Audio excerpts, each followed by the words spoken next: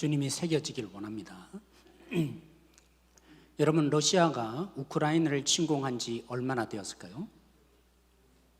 2년 지났습니다. 우크라이나 군인만 해도 통계가 이제 잘 안 나오니까 결국에는 공식적인 통계, 제가 살펴보니까 우크라이나 군인들의 사망자가 얼마나 될까요? 2만 명, 그죠? 사망을 했습니다. 또 이제 상대방, 그죠? 러시아는 한 20만 명, 200만 명 뭐 이렇게까지 얘기도 하는데 그렇지 않았을까, 이런 상황 속에 있습니다. 지난 12월 20일은 굉장히 의미 있는 날이기도 합니다.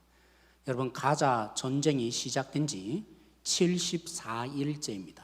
왜 의미가 있다고 생각하냐면 그 팔레스타인 사람들이 죽었는데 얼마나 죽었을까요? 74일 만이었습니다. 2년 동안 우크라이나 전쟁으로 죽은 숫자 몇만 명이요? 2만 명이 74일 만에 사망한 것입니다. 지금 더 많이 죽었겠죠. 지난 12월 20일이라고 했으니까. 여러분, 이런 전쟁 우리에게는 없을까요? 사실 우리의 삶의 순간순간마다 갈등과 혼란과, 그죠? 미움과 다툼의 전쟁이 우리의 삶에 일어나고 있습니다. 특별히 에베소서 말한 것처럼 혈과 육의 전쟁을 그리스도인이 하지 않습니다. 알고 보면 우리는 매일매일 삶에 전쟁 속에 삽니다. 사느냐 죽느냐, 하나님을 믿어서 영생의 삶을 현재 속에 사느냐, 아니면 믿음을 잃어서 사망을 맛보느냐. 알고 보면 육적인 죽음보다 더 큰 죽음이 사실 우리의 매일매일 삶에 일어나고 있는 것입니다. 여러분, 일주일 동안 승리하셨어요? 승리하셨습니까? 네, 아멘이라고 한 분만 얘기했는데 네, 사실은 많은 패배가 있었겠죠. 그런 패배 속에 얼마나 많은 손실을 여러분 당하셨습니까? 어떤 분은 나눔을 하시면서 너무 아프다고, 힘들다고, 그렇게, 그죠? 완전히 원자폭탄 맞은 같은 그런 삶이 내 속에 있었다, 이렇게 고백해 주는 것을 제가 들었는데, 정말 이 갈등 속에, 전쟁 속에, 영적 전투 속에 심각한 피해를 입지는 않으셨습니까? 그러나 그리스도에는 여전히 소망이 있습니다. 패배했다 할지라도, 그죠? 우리에게 왜 소망이 있습니까? 우리가 믿음을 잃었다 할지라도 왜 소망이 있습니까? 신실하신 하나님이 계시기 때문입니다. 그 신실하신 하나님이 함께만 해주신다면 우리는 마지막 결론이 패배로 끝나지 않을 것입니다. 그래서 임마누엘, 그죠? 하나님이 함께 하신다, 마태복음에 이게 복음이다 라고 설명하죠. 오늘 본문을 들여다보십시오. 오늘 이스라엘 백성들이 블레셋과 전쟁이 일어났습니다. 첫 번째 전투에서 누가 승리했습니까? 이스라엘이 승리했어요? 블레셋이 승리했어요? 네, 블레셋이 승리했습니다. 그래서 몇 명 죽었죠? 이스라엘이 4,000명이 죽었습니다. 성경은 얘기하지 않지만 왜 이스라엘, 하나님이 함께하는 백성인데 왜 그들이 4,000명이나 죽었는지 기록하지 않습니다. 그러나 이 패배 속에 이스라엘의 조치를 보면, 그들이 한 행동을 보면 굳이 설명할 필요가 없습니다. 짐작하고도 남습니다. 그들은 어떻게 이 패배 속에 행동했는지, 무슨 조치를 취했는지 잘 보십시오. 아, 이래서 패배했구나. 여러분, 패배한 다음에 승리하기 위해서 그들이 취한 조치 3절 말씀이 있는데 우리 같이 한번 읽어보도록 하겠습니다. 같이 읽겠습니다. 시작. 백성이 진영으로 돌아오매 이스라엘 장로들이 이르되 여호와께서 어찌하여 우리에게 오늘 블레셋 사람들 앞에 패하게 하셨는고, 여호와의 언약궤를 실로에서 우리에게로 가져다가 우리 중에 있게 하여 그것으로 우리를 우리 원수들의 손에서 구원하게 하자니. 장로들은 어느 정도 실력이 있었던 것 같습니다. 그래서 하나님이 패배하게 한 거다, 여기까지는 정말 잘 분석했습니다. 그 다음에 문제인 거죠. 이 패배를 만회하기 위해서 그들이 행한 조치는 가장 비복음적인 행동이었습니다. 뭘 가져오라고요? 법궤를 가져와서 제일 앞장 세우면 승리할 거다라고 하고 있습니다. 여러분, 원래 이스라엘은 무기의 문제가 아닌 거 아시죠? 전쟁에 얼마나 강력한 무기, 적들에 비해서 얼마나 더 좋은 무기, 그리고 숫자가 얼마나 있냐, 그래서 이스라엘이 이긴 적이 있던가요? 아니면 그것 때문에 패배한 적이 있던가요? 승패가 누구에게 달려 있었어요? 하나님 때문이었습니다. 그 하나님이 함께만 하신다면 상대방이 어떻든지 그들이 얼마나 작든지 상관함이 없이 승리하는 전제. 그래서 한편은 잘 분석하고 있어요. 하나님이 지게 한 전쟁이다. 하나님이 없다. 그럼 뭘 해야겠어요? 하나님이 없다면 뭘 해야겠어요? 물론 법궤는 하나님의 임재의 상징, 하나님이 함께 해줌에 가장 강력한 그죠? 도구이기는 합니다. 제가 잘 표현했어요. 하나님이 함께 함이라고요? 함의 도구일 뿐입니다. 그 도구만 있으면 하나님이 함께 하실 것이다. 이들은 하나님은 뭘 삼은 거예요? 부족으로 삼은 것입니다. 하나님을 어떻게 대우하고 있어요? 자기의 승리를 위해서 도움을 줄 이것만 지니면 난 승리할 거야.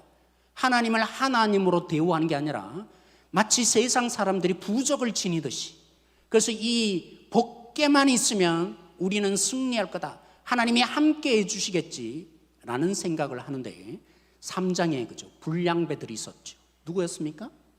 바로 제사장 홈리와 비나스와 오늘 이 본문에 등장한 이스라엘 백성들과 한치도 다르지 않습니다. 똑같은 불량배입니다. 하나님을 하나님으로 대우하지 않고 자기를 위해서 이용하고 자기의 승리를 위해서 필요할 때만, 그것도 어떻게 이용합니까? 부적처럼. 인격적인 하나님이 아닙니다. 하나의 힘으로 생각하는 부적이 이미 이스라엘 백성들 속에 타락이 일어난 것입니다. 그래서 우상 숭배하고 있는 것입니다. 여러분, 하나님 이름 불렀다고 우상 숭배 안 하는 것 같죠? 난 이슬람을 섬기지 않으니까 우상 숭배 안 하는 것 같죠? 오늘 이 본문은요, 하나님을 이름만 부르지 하나님이라는 또 다른 우상을 만들고 있는 실체를 보여주고 있는 것입니다. 그래서 팀켈러 목사님이 이렇게 표현했어요. 신앙생활의 가장 큰 적이 뭐냐? 내 안에 있는 우상이다. 근데 내 안에 있는 우상은 내가 만들었기 때문에, 그것도 내 마음 안에 존재하기 때문에 발견하기가 진짜 어렵다는 겁니다. 내 스스로 만들어내었기 때문에 우상인 줄 모르고 하나님이라 이름 부르지만 하나님으로 부른 것만으로 그치고 우상처럼 하나님을 취급하는 존재, 그게 인간이다. 이걸 극복해야 된대. 그래서 여러분, 이걸 정말 내 안에 있는 우상을 발견하려면 두 가지 질문을 하면 좋습니다 했습니다. 그 첫 번째 질문은 뭐냐면, 가장 힘겨울 때, 가장 아프고 어려울 때 나는 왜 아파하고 있는가? 나는 왜 이것을 슬퍼하고 있는가? 그 원인을 물어보라는 것입니다. 물론 아프니까 아프죠. 아프지 말라는 것이 아닙니다. 근데 어느 순간에 그 아픔이 내 삶을 장악하는 것입니다. 그죠? 화가 나잖아요. 그러면 미워하지 말라 그랬는데, 미워하지 않을 수 있는데 그 화가 지배하면 뭐합니까? 온통 죽일 놈으로만 보이는 겁니다. 지배하고 있는 거죠, 내 자신을. 그래서 질문해 보아야 합니다. 나는 왜 화내고 있지? 그것 때문이야 하지만 그것이 나의 삶을 장악하고 지배하고 있다면 그것이 뭐라고요? 우상이 된 거라고요. 우상이라고요. 불상을 섬기는 것만이 우상이 아닙니다. 내 삶에 나를 지배하고 나를 이끌어가며 그거 없으니까 절망을 느끼고 있다면 그것이야말로 하나님이 된 것입니다. 반대도 마찬가지죠. 내 삶에 가장 기뻐하는 일들이 생길 수 있습니다. 근데 기쁨이 기뻐하지 말라는 게 아니라 좋죠. 왜 안 좋겠습니까? 그런데 그것 있어서 내 삶이 천국처럼 느껴진다면, 야, 난 다 됐어, 이제 천국에 있네 라고 생각한다면 그것이야말로 내 삶의 우상이 된 것입니다. 여러분, 우리도 넘어집니다. 그리스도인이라고 해서 죄를 안 짓는 거 아닙니다. 때로는 종종 넘어집니다. 그런데 거듭난 사람과 거듭나지 않는 사람의 차이가 뭔지 아세요? 거듭났으니까 죄를 안 짓는 게 아니라고 했습니다. 죄를 안 지어져 가야죠. 근데 거듭난 사람도 종종 넘어집니다. 실패합니다. 근데 거듭나지 않은 사람은요, 자신을 장악하고 있는 우상 때문에 그 상대방의 공격이 나에게 늘 묵상됩니다. 그래서 뭐 하죠? 늘 실패하고 아픔만 바라봅니다. 그것만 생각하고 삽니다. 그런데 그리스도인은 다릅니다. 내 안에 하나님이 있음으로 말미암아 내가 그 하나님 때문에 살지 못했던 그 실패한 삶의 교훈이 된다는 거죠. 이해되십니까? 아, 내가 이렇게 실패했으므로 이런 어려움이 있네, 내 아픔이 있네, 다음에는 그렇게 안 살아야지. 실패가 실패로 끝나지 않고 교훈이 되어져서 그리스도인으로 하나님의 사람으로 성숙되어져가는 닮음의 삶이 있는 것. 뭐 때문에요? 한번 해보자가 아니라 내 안에 하나님의 생명이 있으므로 하나님의 눈으로 세상이 보여지니까 그래서 이겨나가고 교훈이 되어지고 주님을 더 닮아가는 존재의 그리스도인입니다. 그런데 오늘 보세요. 하나님의 백성이란 이스라엘 백성들이 실패 가운데 뭐 했어요? 교훈을 얻었어요. 하나님이 함께 하지 않는 이유를 발견했어요. 그러면 이 복개만 가져오면 하나님 함께 하겠네. 하나님을 역기용하고 하나님을 모독해도 보통 모독하지 않는, 하나님을 부적처럼 사용하고 있는 이스라엘 백성들. 근데 하나님은요, 단 한 번도 이용당한 적이 없습니다. 오늘 이스라엘 백성들이 부적처럼 법궤를 사용함으로 누가 왔습니까? 홈리와 비나스요. 제사장의 전투에 나설 일이 결코 없습니다. 그런데 이 법궤를 앞세워서 우리가 이겨보자 한 그것 때문에 홈리와 비나스가 전투에 가장 먼저 앞에 서서 그 법궤를 이동하는 사람이 되어줄 수밖에 없었습니다. 그러므로 인해서 그들은 하나님을 역이용했지만, 법궤를 하나님의 부적처럼 사용했지만 하나님은 일하셨어요. 이미 3장에 2번에 걸쳐서 예고한 대로 내가 나를 모독하고 예배를 모독한 저들을 죽이리라 하신 그 일이 누구 때문에 일어났습니까? 하나님을 모독하며 법궤를 그죠 부적처럼 이용하던 그 이스라엘 군대 때문에 홈리와 비나스가 전투에 참여할 수밖에 없고 죽음에 처하게 된 것입니다. 그리고 뭐가 일어났습니까? 엘리가 이 소식을 듣고 법궤마저 빼앗겠다는 이 소식을 듣고 넘어져서 그 자리에 즉사고 말았다고요. 비나스의 아내가 이 소식, 시아버지가 죽고 갑자기 죽었다, 그리고 법궤가 빼앗겠다는 얘기를 듣고 아이를 낳다가 하나님의 영광이 떠났다라고 고백하며 죽음에 처한 사건. 하나님은 하나님의 뜻을 이루셨어요. 하나님은 그들에게 이용당하지 않으셨어요.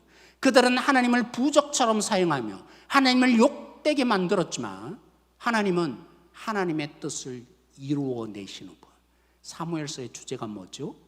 높이시기도 하시고 낮추시기도 하시는 하나님. 우리의 삶에 하나님이 다스린다는 것을 믿는 삶이 뭔가? 내가 원하는 대로 하나님을 이용하고 하나님을 부적처럼 사용하는 것이 과연 높이시기도 하시고 낮추시기도 하시는, 우리가 예수님을 향해서 주님이라고 진짜 부르고 있는 건가? 사무엘서는 우리에게 거울처럼 오늘 이 본문을 들여다보게 하고 있는 것입니다. 예수님이 주님이십니까? 하나님이 우리의 삶을 통치하고 계십니까?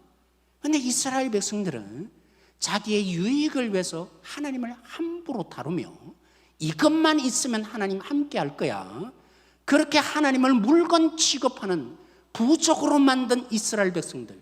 그들은 높이시기도 하시는 하나님, 낮추시기도 하시는 하나님과 아무런 상관이 없는 그 삶을 그들이 산 것입니다. 이스라엘 백성들 뿐이었을까요? 수천 년이 지난 예수님 당시에 고스란히 누구에게 드러나면 종교 지도자들에게 예수님이 산상수훈을 통해서도 낱낱이 드러내셨어요. 하나님을 만나며 하나님을 경험하며 그 하나님을 닮는 글이었던 경건, 3가지였잖아요. 유대인에게 뭐였죠? 금식과 기도와 구제. 이게 왜 있습니까? 하나님 만나기 위해서라고요. 하나님과 교제하기 위해서라고요. 그 하나님을 내 안에 가득 채우기 위해서 있는 건데, 그죠? 기도하다 보면, 내 삶의 문제를 놓고 구하다 보면 내가 그렸던, 내가 원했던 하나님이 지워지는 거 아세요? 여러분, 성령이 진짜 역사하기 시작하면 내가 소망하고 내가 원했던 그 하나님, 성경과 다른 그 하나님이 하나하나 사라지기 시작하는 거 아세요? 그래서 하나님의 마음이 내 안에 들어오는 것이 기도인데, 하나님의 뜻을 추구하여 가는 것이 기도의 묘미인데, 이 종교의 지도자들이 그 기도를 시작하다 보니까 사람들이 칭찬해요. 와, 난 한번 기도하기도 힘든데 우리는 하루 세부 의무적으로 기도하는데 와, 저 종교 지도자는 기도를 진짜 열심히 하네. 와, 우리와는 달리 하나님만 바라보는 것 같네. 이런 칭찬의 목소리가 귀에 들리기 시작하니까 변질이 일어났어요. 그래서 제가 조심하라는 것입니다. 우리 찬양대가 조심해야 합니다. 여러분이 칭찬을 들을 때 조심해야 합니다. 저들만의 실력일까요? 인간의 본성이 그래요. 칭찬을 자꾸 듣다 보니까 이제는 뭐가 관심이 있어요? 오늘 나 이거 했는데 사람들이 뭐라고 생각하지? 왜 칭찬 안 해주세요? 왜 인정 안 해주세요? 경건이 뭐였습니까? 하나님을 찾고 그 하나님으로 채우는 도구였는데 오늘 이스라엘 백성들이 그 도구를 이용해서 하나님을 욕되게 만들었던 것처럼 오늘 이 종교 지도자를 향해서 산상수훈의 이스라엘 백성들을 향해서 예수님이 칼날을 날린 것입니다. 너희들이 지금 이 기도를 무엇으로 사용하고 있냐? 나 이만큼 기도해. 안 드러난 것 같네. 그러니까 광장이 많은 곳에 기도하고 있다는 것을 표현하기 위해서 자리까지 딱 펴놓고 기도하고, 그래서 사람들이 더 관심 있겠죠. 더 칭찬해 주겠죠. 그게 하나님 있냐고. 네 안에 진짜 하나님이 있는 거냐고. 하나님 없지 않느냐고. 여러분, 금식이 왜 있습니까? 금식은 내 곡기를 끊고 하나님을 전적으로 메어 달리며 의지하는 것입니다. 그런데 금식하네. 저 금식하고 있어요. 머리에, 그죠? 죄를 뿌리며 금식하는 모습을 드러내니까 또 칭찬해줘요. 와, 저 종교 지도자들 다르네. 그래서 자신의 금식하는 것을 더 많이 보여주려고 어느 순간에 하나님뿐이라고 했던 그들이 칭찬의 칭찬 속에, 인정 속에 하나님은 어느 간데 없고 오직 자기를 드러내기 위한 도구, 경건을 자신의 이용하고 있는, 하나님을 이용하고 있는 그들. 오늘 본문과 무엇이 다릅니까? 여러분, 구제가 뭡니까? 구제는 하나님의 날 사랑하심에, 은혜 주심에, 저 연약한 자에게 이 은혜를 흘려보내는 거. 물질로 흘려보내든지 도움으로 흘려보내든지, 그게 긍휼이잖아요. 긍휼을 베풀다 보니까 마음이 안타까웠어요. 누군가는 제외되네. 그래서 더 많이 도와주자, 더 많이 만날 사람이 어디 있을까? 시장에 갔죠. 근데 또 소리가 들려요. 언제 구제해 주셨어요? 내가 지난밤에 지난 저녁에 오셨다는데 제가 잠을 자느라 몰랐어요. 너무 안타까워요. 저 구제품이 필요한데. 그러니까 이 종교 지도자들이 이제 알려줄게. 구제품을 들고 시장에 갈 때 나팔을 불어줄게. 그러면 구제하는 줄 알아 라고 했던 것입니다. 그런데 그렇게 왔던 사람들이 감사하잖아요. 고마워하잖아요. 와, 감사해요. 그 주변의 사람들도 난 내 물질 가지고 살기도 힘든데 어떻게 저 종교 지도자들은 나누어 줄까? 대단하시네요. 정말 하나님 사랑하시네요. 그것이 독이 되기 시작한 것입니다.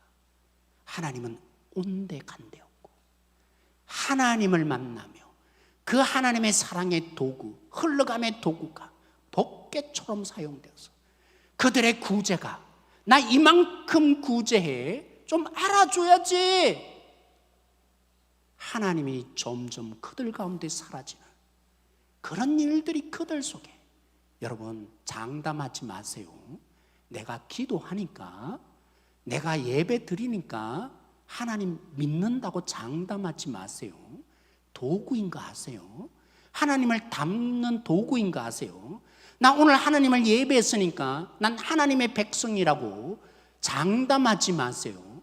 도구예요. 하나님을 안 만날 수 있어요. 하나님이 안 담겨질 수 있어요. 그리고 또 보여줍니다. 뭐가요? 가장 하나님께 가까이 가는 것이 가장 우리를 변질시킬 수 있는 종교적인 사람 만들 수 있다.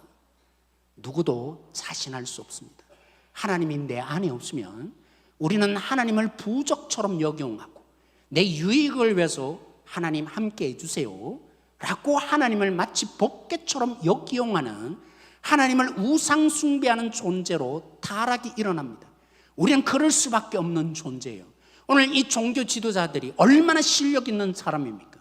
그럼에도 불구하고 하나님을 만나는 그 경건에 가지고 자신의 유익을 위해서 자신을 드러내며 자신을 인정받으며 세상에서는 인정해주지 않으니까 교회에 와서 난 이만큼 해요, 칭찬과 격려와 박수 속에 어느덧 하나님은 온데간데 없고, 하나님을 드러내야 될 그릇이 날 드러내고 내 영광을 위해서 살아가는 존재. 뭐 하면요? 하나님이 없으면요, 내 안에 하나님이 없으면요, 우리는 목마르거든요. 갈망함이 있거든요. 갈증이 있거든요. 그러니까 채우고 싶어요. 인정으로 채우고 싶어요. 사람들의 격려로 채우고 싶어요. 뭘 드러내고 있는 겁니까? 하나님이 내 안에 없다는 가장 큰 증거. 하나님이 내 안에 있지 못하니까 다른 것을 통해서라도 채우고 싶은 이 목마라.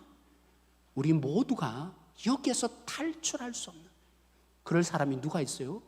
여기 있는 제가 그래요. 설교하고 오늘 어땠을까? 박수하면 좋고 뭐라 하면 싫고, 그죠? 하나님이 중요하지 않는 그 모습의 변질이 누구보다도 있을 수 있는 존재가 무대에 서는 사람이에요. 사람들의 관심을 받는 자리예요. 사람들이 격려해주며 알아주는 자리야말로 가장 변질이 일어날 수 있으면 성경 곳곳에 얘기하고 있는 것입니다. 그러니까 우리에게 복음이 필요한 것입니다. 그러니까 오늘도 하나님을 만났더라도 복음이 필요한 것입니다. 우리 복음의 가장 핵심을 담고 있는 요한복음 3장 16절 말씀 우리 같이 한번 읽어보도록 하겠습니다. 요한복음 3장 16절 같이 읽는 시작. 하나님이 세상을 이처럼 사랑하사 독생자를 주셨으니 이는 그를 믿는 자마다 멸망하지 않고 영생을 얻게 하려 하심이라. 하나님이 이처럼 사랑한 세상이래요.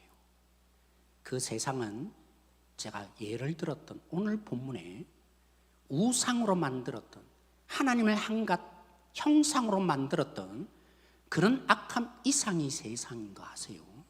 오늘 하나님이 사랑한 세상은 경건으로 하나님을 닮지 않고 자신을 드러내는 도구로 전락한 그 종교 지도자들의 악함보다 더한 세상이 악한 줄 아셔야 합니다. 왜요?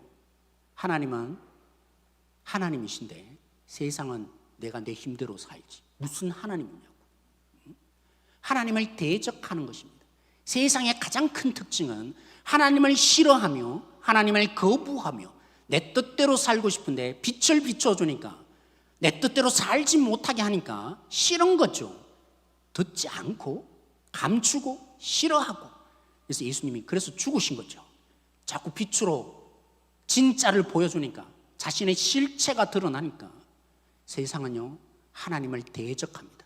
제가 오늘 본문에 말한 그 이상으로 하나님을 대적하며 하나님 하자만 얘기해도 경기를 일으키는 세상, 이 세상을 뭐 하셨다고요?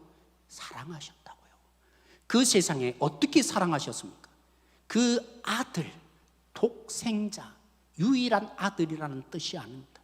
하나님과 그 아버지 하나님과 예수님이 그 친밀한 관계, 달리 표현할 수 없어서 아버지가 내 안에 있고 내가 아버지 있다고 했던 도저히 분리될 수 없는 관계, 세상에서는 찾을 수 없는 그 관계에 있는 유일한 아들, 그 아들을 분리시키고 죽이시기 위해서 이 땅에 내어놓으신 것입니다. 그냥 성육신하신 정도가 아니라 예수님이 십자가에 달려서 고백한 것처럼 어찌하여 나를 버리십니까? 육체적인 고통 정도가 아닙니다. 예수님의 십자가에 달린 고통은 육체적인 고통을 많이 생각하시는데 그건 게임이 안 됩니다. 하나님으로부터 버림받아서 지옥에 던져지는 자리, 그렇게 짓밟히는 자리로 예수님을 내던진 하나님 아버지, 뭐 하려고요? 세상을 사랑했어요. 자신을 대적하며 원수처럼 여기는 세상을, 죄로 말미암아 하나님과 우리는 원수 사이일 수밖에 없는데 그런 우리를 위해서 그 아들을 대신 내던지시는 그 하나님 아버지의 사랑, 왜 그렇게 사랑하신다고요? 이는 저를 믿는 자마다 뭐 하려고요? 천국 가게 하려고요? 제가 일부러 그 표현을 썼어요. 요한복음에 영생을 얻는다는 말이 뭡니까? 많은 분들이 이렇게 오해하시더라고요. 마태복음, 마가복음, 누가복음처럼 천당 가는 부분으로 오해하시더라고요. 요한은 달리 표현했어요. 구원이 무엇이냐? 하나님이 왕이 되어서 구약 선지자를 통해서 약속한 대로 하나님이 왕이신데도 거부하고 내가 세상의 왕 되어 살던 그 이스라엘 백성들을 하나님이 떠나셨어요. 그래서 죽음이 가득한 세상, 내가 잘못하지 않더라도 고난을 당하고 아픔을 누리고 병에 걸리고 이런 여기 속에 하나님이 다시 왕으로 복귀하셔야 되는데, 그때 평정하시고 심판하시며 구원이 일어나서 회복이, 완벽한 회복이 일어나는 거, 그게 하나님이 약속한 하나님의 나라예요. 그래서 마태복음, 마가복음, 누가복음은 하나님의 통치라는 개념 속에서 구원을 설명했어요. 그래서 하나님의 나라 얘기한 거예요. 요한은 달리 말했어요.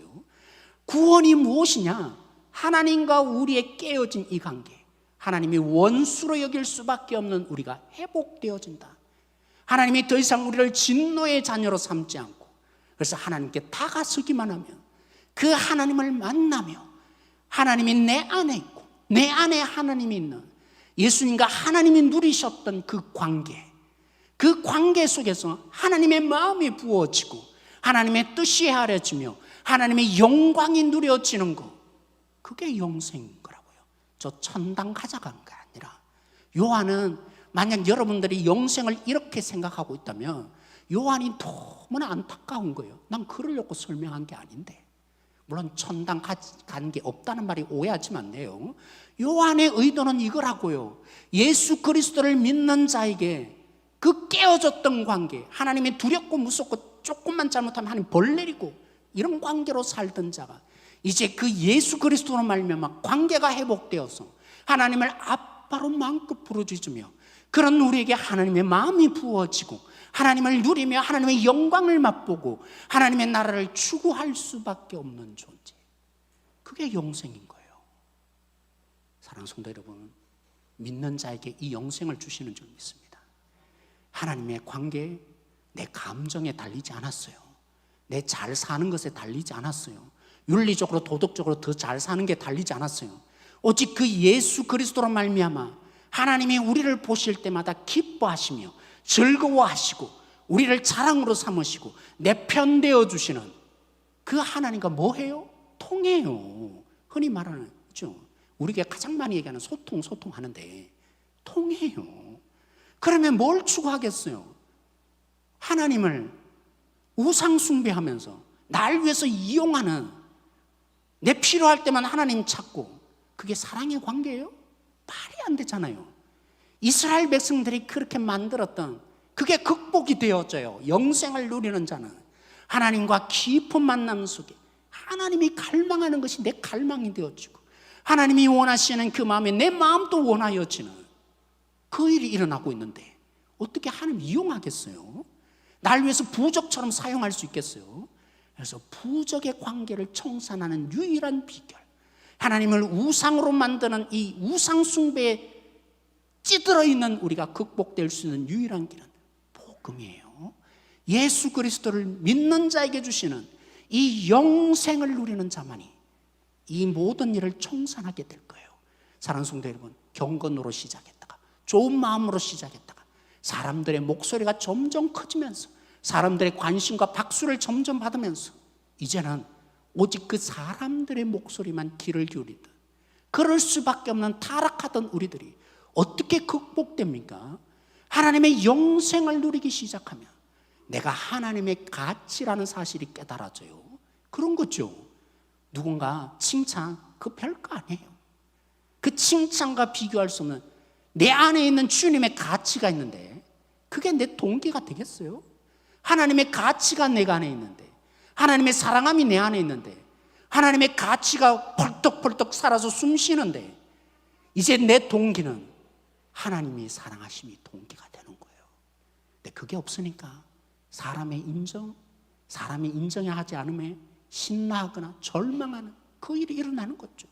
오늘 우리 속에 오직 하나님이 동기가 되어질 수 있는 유일한 비결, 그 하나님의 사랑이 나로 하여금 움직이게 하는 진짜 동기, 그 하나님으로 해서 살고 싶어지고 하나님 위해서 죽고 싶어지는 유일한 동기, 다른 그 어떤 사람의 목소리가 아니라 99번 잘하면 뭡니까? 한 번 잘못하면 칼날이에요. 많이 경험하시잖아요, 여러분. 100번 잘해도 101번째 잘못하면 사람들이 원수처럼 여긴다고요. 이런 세상 속에 얼마나 여러분들이 전전긍긍하고 사람의 입맛에 맞춰주려고 얼마나 힘겹게 삽니까? 스트레스 받고 또 오늘 뭐라 하나, 이거 했는데 저 사람들이 또 나 뭐 하라고 하나. 사랑하는 성도 여러분, 이 절망 가운데, 죽을까 봐 두려운 우리 가운데 예수 그리스도라는 이 복음이 믿어질 때 우리는 주님의 소유된, 아니 주님의 가치가 벌떡벌떡 살아서 괜찮아요. 날 조금 못 알아줘도 괜찮아요. 끝까지 주님을 위해서 사는 자가 될 것입니다. 이 능력자가 되어졌으면 좋겠어요. 사람이 인정받으면서 일하든 고래도 춤추게 한다는 그 칭찬을 뛰어넘는, 칭찬 안 해주면 어떡할 겁니까? 우리에게 고난이 있잖아요. 사람 못 알아주면 있잖아요. 여러분을 다 헤아려 줍니까? 오늘 이 땅 가운데 진짜 능력, 하나님의 보배됨의 능력, 예수 그리스도를 믿어서 주님이 주시는 그 가치, 그 생명을 누려지는 한 분 한 분 되었으면 좋겠어요. 그래서 요한복음에요, 다른 복음서에 없는 세례 요한의 사건이 기록되고 있어요. 여러분, 세례 요한이 세례를 주고 하니까 몰려들기 시작했어요. 온 이스라엘이 발칵 뒤집혀졌어요. 사람들의 인기가 세례 요한에게 쏟아 부어졌고요. 심지어는 너 메시아가 아니냐, 종교지도의 조사까지 나와서 세례 요한에게 박수를 보내며 메시아가 되어달라고 할 때 세례 요한은 거부를 했어요. 나는 주님의 발가락에 떼도 되지 못해, 나 주목하지 마 라고 세례 요한이 얘기했어요. 반대도 있었죠. 점점 갈수록 예수님이 인기를 얻어가고 사람들이 세례 요한에게 왔다가 예수님께로 몰려갑니다. 하도 답답했던 세례 요한의 제자들이 뭐하고 계세요? 진짜 답답하네요, 선생님. 이 위기 어떻게 할 겁니까? 이게 세례 요한이 뭐라고 고백했던가요? 나는 들러리야, 신랑이신 주님의 들러리야. 요한복음에 왜 이 사건을 기록해 놓을까요? 영생을 얻는 자는 이런 삶을 사는 거야. 진짜 영생이 있는 자는 내가 중요해지지 않아. 영생을 맛보기에 잘났을 때도 못났을 때도 흔들리지 않아.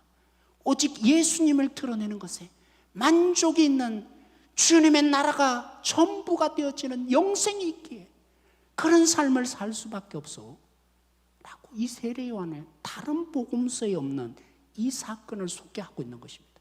오늘 여기 있는 우리 성도들이 세상의 그죠 관점과 세상의 이 평가와 사람들의 목소리에 춤추지 않는 진정한 자유인, 하나님으로 인해서 예수 그리스도의 값어치가 있는 존재가 되어서 정말 난 괜찮아, 난 주님으로 인해서 살래 하는 그 영생이 소유되는 한 분 한 분들이 되었으면 좋겠습니다.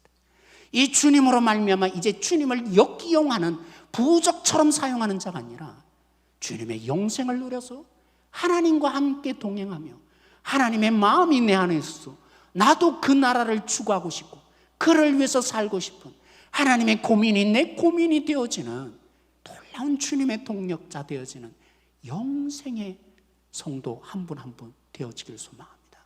우리 마지막 흘러나오면서 이 말씀 읽고 마무리하려고 합니다. 베드로후서 1장 2절 말씀입니다. 베드로후서 1장 2절 말씀입니다. 베드로후서 1장 2절 말씀 같이 읽겠습니다. 시작. 곧 하나님, 베드로후서 1장. 네, 그럼 성경을 여러분들이 찾아주시면 좋겠네요. 베드로후서 1장 2절 말씀. 베드로후서는 어디냐면 신약성경 384면 있습니다. 베드로후서 1장 2절 말씀까지. 저기 자막에 떴네요. 우리 같이 기도하겠습니다. 시작. 하나님과 우리 주 예수를 알므로 은혜와 평강이 너희에게 더욱 많을지어다. 제가 요즘 베드로후서를 공부해 가고 있는데 여러분, 다른 서신들은 다 이렇게 시작합니다. 인사말, 그죠? 은혜와 평강이 너희에게 있을지어다. 다 보셨죠? 네, 성경을 열 때마다 서신서에 바울 서신 열 때마다 늘 인사말은 은혜와 평강이 있을지어다 하는데 베드로는 의도적입니다. 그때 상황이 그랬고요. 그들의 삶이 얼마나 많이 무너지고 유혹하는 이 세상 가운데 살기에 그래서 하나를 더 넣었어요. 무엇이 은혜와 평강이 많아지게 합니까? 예수 그리스도 하나님과 우리 주님이죠. 그런데 일부러 의도적으로 또 하나를 넣었어요. 뭐라고요? 알므로. 요한복음식으로 말하면 영생이에요. 안다는 것은 지식적으로 교리적으로 성경에 있는 내용 아는 게 아닙니다. 유대인들은 단 한 번도 그렇게 안다고 표현하지 않았고, 그죠? 교리적으로 잘 정리하고 성경에 있는 내용 하나하나를, 그죠? 다 꿰뚫어 보는 거, 그게 아는 게 아니에요. 영생이에요. 하나님과 관계 맺어서 그 하나님이 주시는 마음이 흘러가고 하나님의 뜻이 헤아려지며 그 가운데 하나님의 뜻을 행할 때 하나님 주시는 능력을 경험하고 사는 삶, 그 하나님을 경험하며 그 주님을 경험하는 것이 아는 거예요. 그렇게 주님을 알라고, 그 하나님을 알 때 뭐라고요? 은혜가 풍성해질 거래요. 은혜 안 얘기한 데가 어디 있습니까? 정작 은혜가 없어요, 우리 가운데. 그렇죠? 얼마나 각박합니까? 용서란 없습니다. 사랑이란 없어요. 오늘 이 시대 속에 은혜 하는데 정작 교회 안에 은혜가 없는 거 아세요? 왜 그렇습니까? 하나님을 알지 않으니까, 하나님을 만나지 않았으니까, 예수 그리스도를 통해서 우리의 삶 속에 개입하시고 역사하시는 그 하나님을 경험함이 없으니까 삶은 늘, 그죠? 비난하고 난 가만 내버려 두지 않고 빼앗고 이렇게 사는 거죠. 여기만 떠나가면 내 마음대로 사는 그 삶, 하나님의 은혜 어디서 나옵니까? 영생 가운데 있어요. 하나님을 아는 속에 있어요. 예수 그리스도를 누리는 속에 있어요. 그 예수 그리스도와 깊은 교통이 있는 사람에게는 은혜예요. 오고 싶은 사람, 만나고 싶은 사람이 돼요. 오늘 평강이 충만하다 그랬어요. 어떤 문제가 닥쳐도 두렵지 않는 진짜 평강, 문제가 해결됨으로 오는 그 일시적인 평안이 아니라 주 예수 그리스도로 말미암아, 하나님으로 말미암아 세상이 줄 수 없는 진짜 평강, 어디서 온다고요? 하나님을 아는 가운데 있다고요. 예수 그리스도를 만나는 가운데 있다고요. 오늘 우리 성도들이 정말 주님을 알고 주님을 경험하며 주님과 영생을 누리는 자가 되어서 은혜가 풍성하여지기를 원합니다. 하나님의 주시는 진짜 평안이 임하여지는 우리 한 분 한 분 가정이 되어지고 우리 교회가 되어지길 원합니다. 오늘 이 말씀을 가지고 그런 마음으로 우리 함께 찬양하십니다. 436장 오늘 말씀을 생각하며 찬양하겠습니다.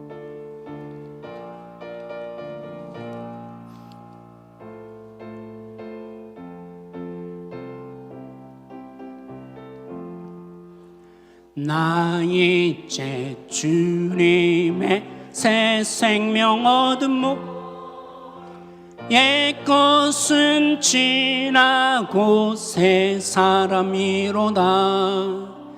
그 생명 내 맘에 강같이 흐르고 그 사랑 내게서 해같이 빛난다.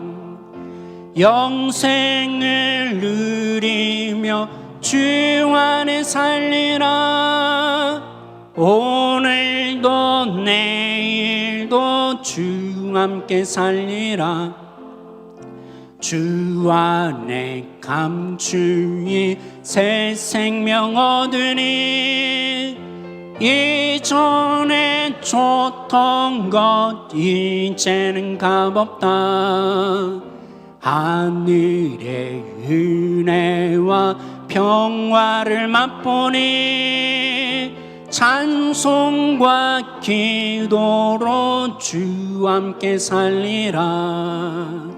영생을 누리며 주 안에 살리라.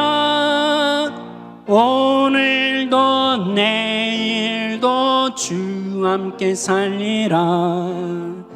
산천도 조목도 새 것이 되었고 죄인도 원수도 친구로 변한다.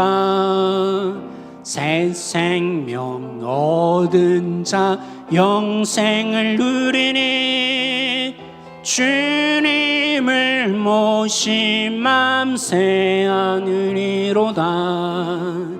영생을 누리며 주 안에 살리라. 오늘도 내일도 주 함께 살리라. 주 따라가는 길 험하고 멀어도 찬송을 부르며 뒤따라가리라. 나 주를 모시고 영원히 살리라. 날마다 섬기며 주 함께 살리라. 영생을 누리며 주 안에 살리라. 오늘도 내일도 주 함께 살리. 4절 한번 다시 찬양합니다. 주 따라가는 길 험하고 멀어도 찬송을 부르며 뒤따라가리라. 나 주를 모시고 영원히 살리라. 날마다 섬기며 주 함께 살리라. 영생을 누리며 주 안에 살리라. 오늘도 내일도 주 함께 살리라. 오늘 말씀에 여러분에게 도전되는 부분이 있다면 그걸 붙들고 기도하십시오. 혹시 부끄러워지신 분이 있다면 하나님을 부끄럽게 만드시는 분이 아닙니다. 진짜 영생을 누리게 하고 싶어서 이 본질로 돌아오라고 하는 건데, 내가 주님을 만나는 자, 주님과 교제하는 자, 주님의 생명이 누려지는 자, 내 가치를 되찾게 하시고 그러므로 이 땅 가운데 승리하는 주님의 백성 되게 하여 달라고 오늘 이 말씀으로 우리 주여 한번 부르짖고 기도합니다.